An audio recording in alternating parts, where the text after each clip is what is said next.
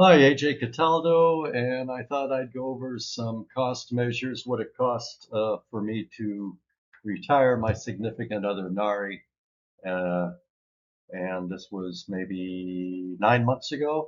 Now, what we did is I went online. I actually asked one Cambodian woman, "Would you like to go to the circus with me?" It wasn't really a date. I said, "Look, no strings. It's $18 per person. I will pay for it. I'll pay for the tuk-tuk if you like, I'll buy you dinner afterwards. I just want to go to the circus. I've heard a lot of good things about it. And it's no fun for me to go alone. I want to share it with someone. And doesn't necessarily mean you're going to be my girlfriend or anything. I asked her several times. She said no. I asked another one several times. She said no. So I thought, you know what? I want to go to the circus. I'm going to pay 25 bucks for 1 month on one of those dating services. And I went on one and almost immediately, and I was looking at different photographs of women, and I actually forget whether Nari contacted me or I contacted her. I think I contacted her, and I said, "Would you like to go to the circus?" And she said, "Are you going to pay for the circus?" Like, yeah, yeah, I'm going to pay for the circus. And so we went to the circus. It's a 45-minute show. It was really wonderful. They had this woman. You know how they get on each other's shoulders? And so there's one man, another man. And on top of him is a woman stood on her head. And with her feet, she took a bow and arrow, pulled the bow back, and maybe 25 feet away hit an apple.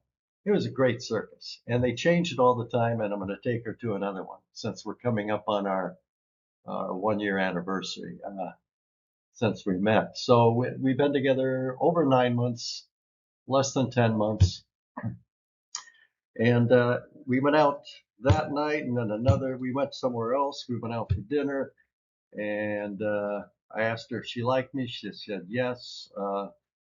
And she was driving a tuk-tuk and doing laundry, supporting her 19-year-old son, her 23-year-old daughter, and her mother, who was in her 70s, early 70s.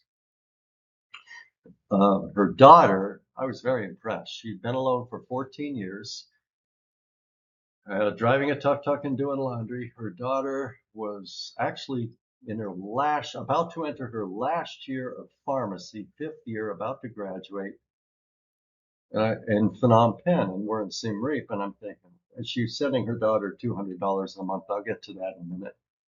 She's supporting and living in a house she owned with her son. She did have a mortgage, but the house is worth more than the mortgage, quite a lot more than the mortgage.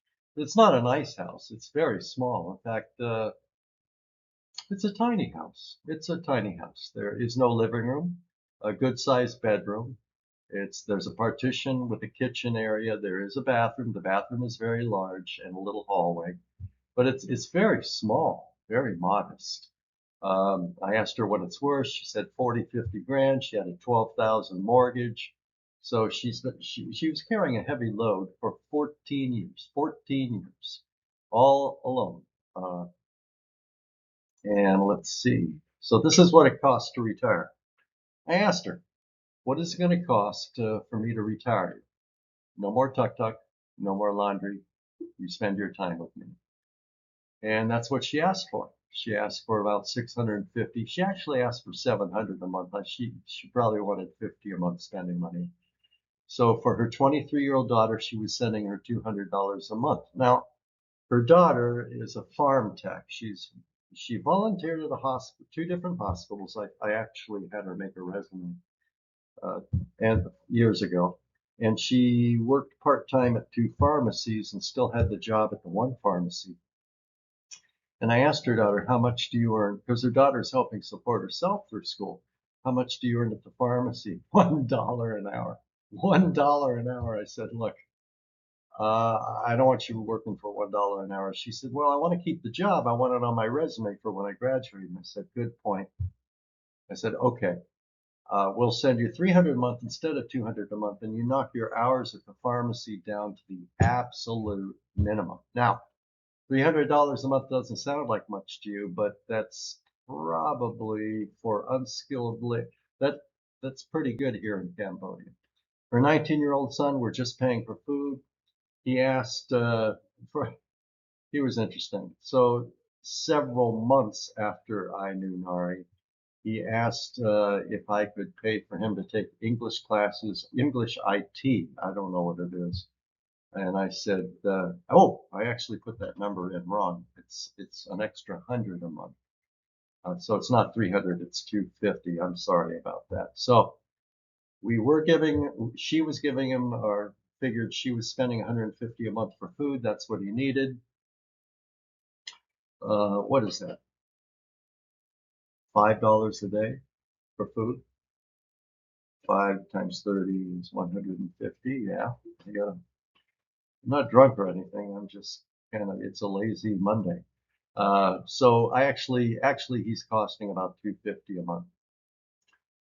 And another less than a year, that'll drop back down to 150. Although I did offer to put him through college. He's in high school. I'd like to see him go to college.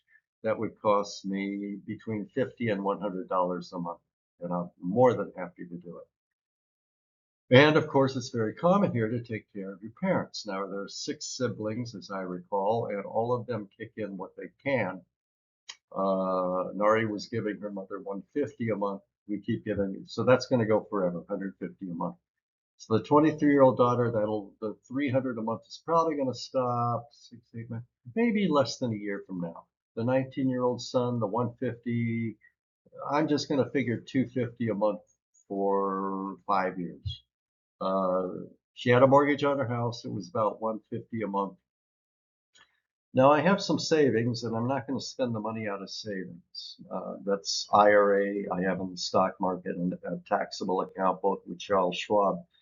But I do not mind at all spending 100% of my Social Security. In fact, I want to. I want to have a good time. And in fact, we've taken a trip to Malaysia, Kuala Lumpur for a week.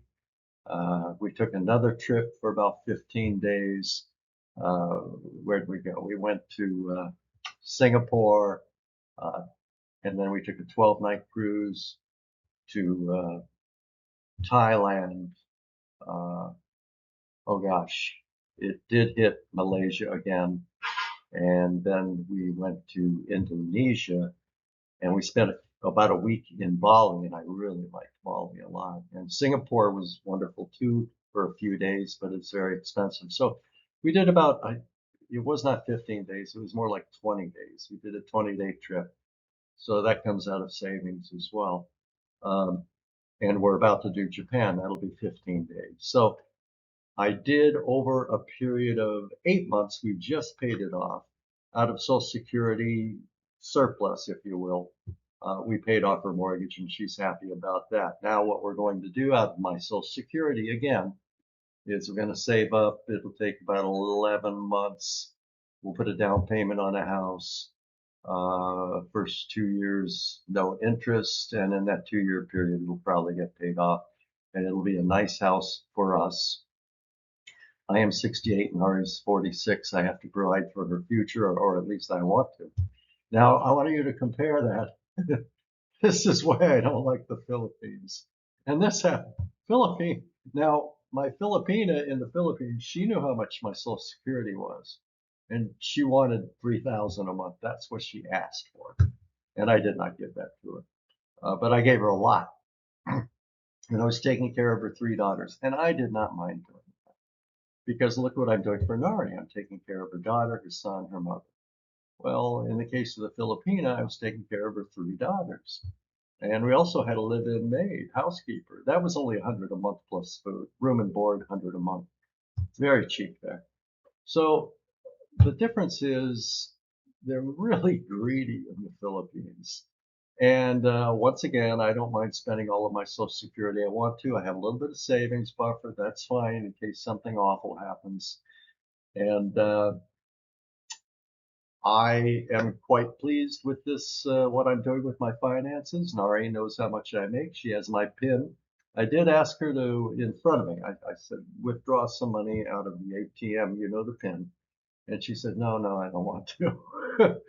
But you know, if I end up in the hospital or something, she has to have a way to come up with cash because in Cambodia and Southeast Asia, they want the money up front. They want a big chunk of money up front. It's not like America where the hospitals are required to take you and they worry about the bill later. Probably not a bad thing, even though they aren't expensive here. So I hope this is of interest to you. I'm very happy with the money thing. Nari's not greedy. In the Philippines, they are really greedy. And uh, I would be careful about the Philippines, much less so in I wouldn't even worry about it in Cambodia. It's a whole different culture, different world. Please subscribe, please like, please make comments. Have a wonderful day.